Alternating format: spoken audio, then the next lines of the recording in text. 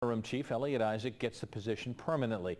City manager didn't consider any other candidates, and following two chiefs from out of town, Cincinnati police once again have a leader promoted from within the ranks, and Isaac becomes a cop here after the top cop after being a Cincinnati cop for 27 years. Local 12's Jeff Hirsh joins us now live from police headquarters, with cops and the community alike happy with an internal hire. Jeff, I guess you can say this is learning from past mistakes.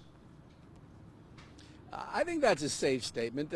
Times do change. I think we all remember about 15 years ago, close to 15 years ago, all the protests down here and the riots nearby. And as a result of that, the city voters changed their policy, changed the city's longstanding policy, and were able to hire a police chief from out of town. The sense, though, is that that didn't work out quite as well as planned.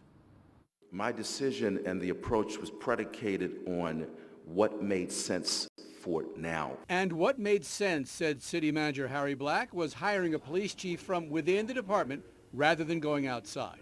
The previous two chiefs, Jeffrey Blackwell and James Craig, came from other cities, but each only lasted a couple of years here. Craig left on his own for another job. Blackwell was fired.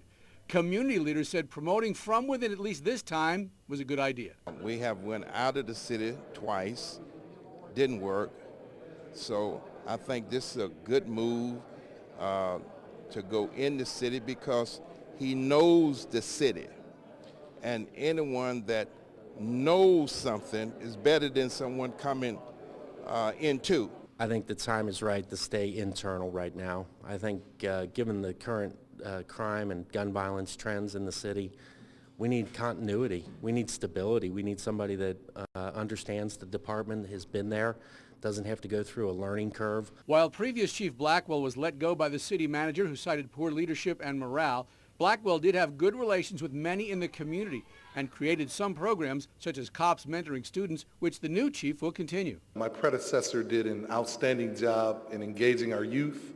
It is my intention to continue the vast majority of those programs. City Manager Black said there were no outside candidates even considered. It was Isaac's job to lose, which he did not.